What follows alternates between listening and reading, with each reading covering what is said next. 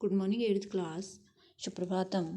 Eighth class, आज तक हमने अपना पंचम पाठ तक हम पढ़ चुके हैं, जिसमें हमने क्वेश्चन आंसर भी किए।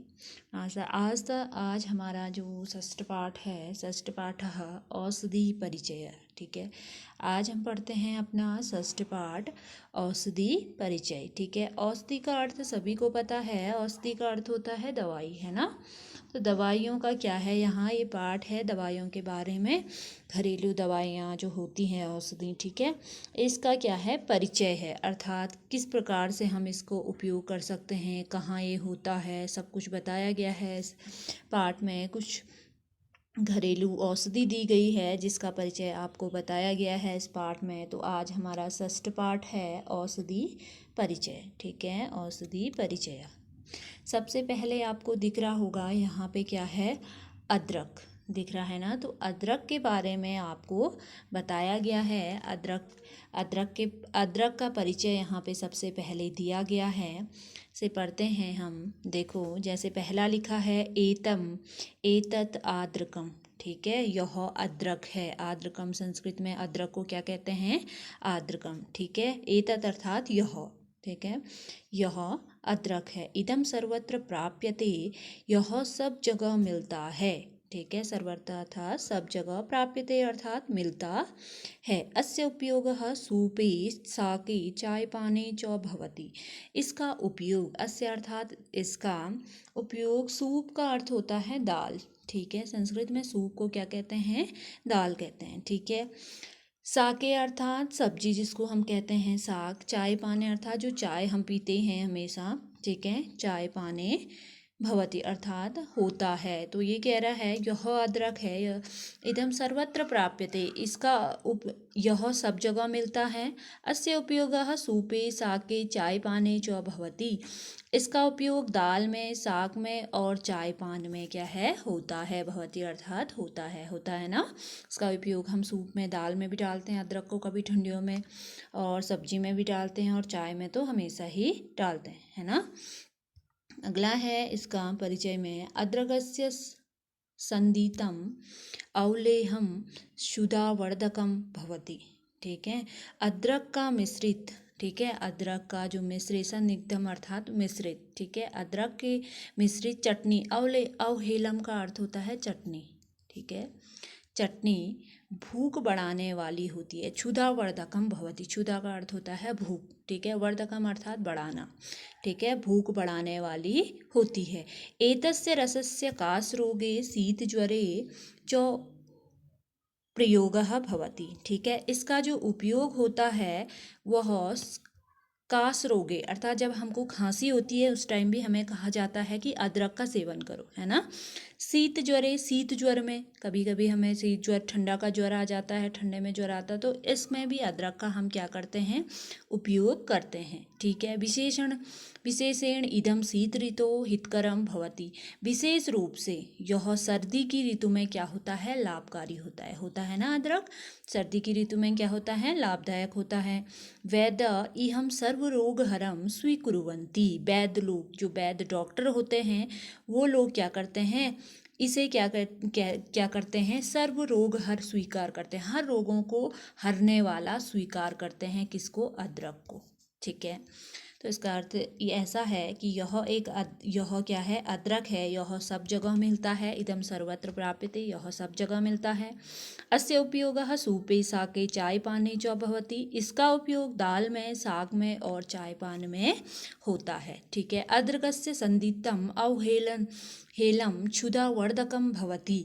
ठीक है, अदरक मिश्रित चटनी भूख बढ़ाने वाली होती है। जो अदरक की मिक्स चटनी होती है वो क्या होती है, भूख बढ़ाने वाली होती है। क्षुधा अर्थात भूख, वर्धकम अर्थात बढ़ाना। ठीक है, एतस्य रसस्य कासरोगे शीतज्वरे च प्रयोगः भवति। इसके जो रस का प्रयोग खांसी और शीत ज्वर में होता है। कास रोगे अर्थात खांसी। ठीक है, कास का अर्थ हुआ खांसी। ठीक है, विशेषण इदम शीत ऋतो हितकरम भवति। विशेषकर यह सर्दी की ऋतु में क्या होता है, लाभदायक होता है। वैद्य इहम सर्वरोगहरम स्वीकुर्वन्ति।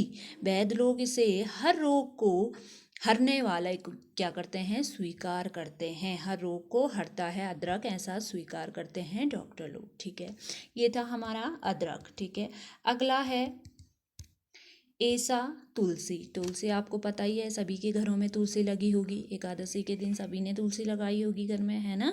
तो आज कली में लगी हुई है, तुलसी हर के घर में होती है।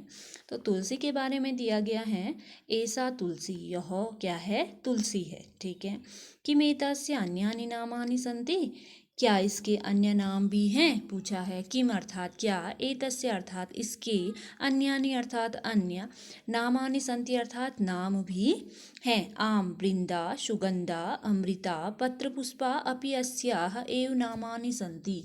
ठीक है, वृंदा, हाँ इसके अन्य नाम भी हैं। पहले तो पूछा गया है कि एतस्य अन्यानि नामानि सन्ति, क्या इसके अन्य नाम भी हैं। तो हाँ, आम का अर्थ हुआ यहाँ पे हाँ। ठीक है, हाँ, वृंदा, सुगंधा, अमृता और पत्र पुष्पा, ऐसे ही इसके अन्य नाम हैं। अमृता, पत्र पुष्पा, अपि अस्य एव नामानि सन्ति, ऐसे इसके अन्य नाम भी हैं। क्या क्या हैं तुलसी के, वृंदा हो गया, सुगंधा, अमृता, पत्रपुष्पा, अपि अस्य एव नामानि सन्ति। ठीक है, इसके अन्य नाम हैं।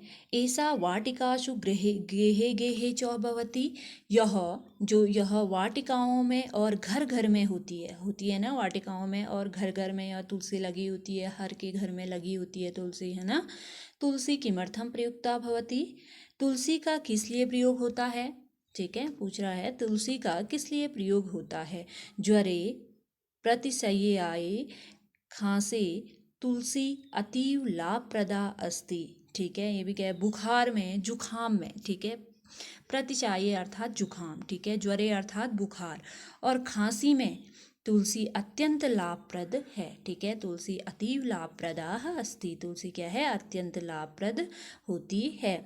जना चाय पाने तस्य पत्राणां चूर्णानां च प्रयोगं कुर्वन्ति। जना चाय पाने तस्य, लोग, जना का अर्थ हुआ लोग, चाय पाने अर्थात चाय पान में इसके पत्तों के चूर्ण का प्रयोग करते हैं। ठीक है, एतस्य पत्राणाम चूर्णन, जो ये तुलसी को सुखा करके इसके पत्तों को क्या करते हैं, चूरा बना लेते हैं, पीस लेते हैं, उसका प्रयोग करते हैं लोग, किसमें, चाय में डाल करके। ठीक है, चाय में डालते हैं ना कभी पत्ता, जब तुलसी के पत्तों को पीस करके कह रहे हैं कि लोग क्या करते हैं, चाय में इसका प्रयोग करते हैं। ठीक है, ये थी हमारी तुलसी। अगला है यम ब्राह्मी।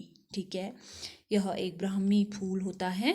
ठीक है, कह रहे हैं कि शारदा मंडुकी मंडुक पर्णी अस्य अन्यानि नामानि सन्ति। ठीक है, यह एक ब्राह्मी है।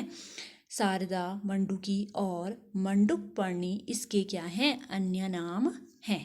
ठीक है, विशेषतः ब्राह्मी उपतडागेषु आर्द्र भूम्याम उत्पन्नाः भवति। विशेषतः ब्राह्मी, जो विशेषतः ब्राह्मी कहाँ उत्पन्न होती है, तालाबों के किनारे। ठीक है, उपतडागेषु अर्थात तालाब। ठीक है, तालाबों के किनारे, आर्द्र भूमि, आर्द्र का अर्थ होता है गीली। ठीक है, गीली भूमि में क्या होती है, ये उत्पन्न होती है। कौन, ब्राह्मी। ठीक है, ऐसा अस्मभ्यम कथम हितकारी, यह हमारे लिए कैसे हितकारी है।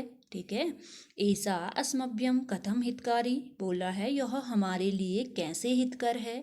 ब्राह्मी शीतला भवति, ब्राह्मी पेयम चूर्णम, ब्राह्मी घृतम च स्मरण शक्तिम वर्धयति।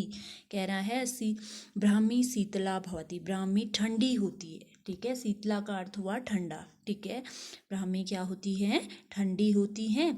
ब्राह्मी पेय, ठीक है, ब्राह्मी का पेय चूर्ण और ब्राह्मी घृत स्मरण शक्ति को बढ़ाने वाली, स्मरण शक्ति बढ़ाते हैं। इसका जो ये होता है शीतला भवती, और ब्राह्मी का जो पेय चूर्ण होता है वो क्या कहते, वो हमारे स्मरण शक्ति को क्या करती है, बढ़ाती है। स्मरण शक्ति वर्धयति, वर्धयति है बढ़ाना। ठीक है, बढ़ाते हैं। मस्तिष्क रोगेषु एतस्य उपयोगिता अस्ति, मस्तिष्क रोगों में इसकी उपयोगिता होती है। जब मस्तिष्क अर्थात दिमाग में जैसे हमारा सर दर्द हो, है ना, मस्तिष्क रोग में इसकी क्या होती है, उपयोगिता होती है। ठीक है। आज हम तीन का परिचय पढ़ेंगे, इससे आगे अगले दिन पढ़ाया जाएगा आपको। आज आप तीन को पढ़ने की घर में इसका अर्थ को समझने की कोशिश करोगे। और आज के लिए आपके लिए इतना है। अदरक के बारे में, तुलसी और ब्राह्मी के बारे में आप पढ़ोगे आज, ठीक है। जिससे आगे आपको अगले दिन पढ़ाया जाएगा।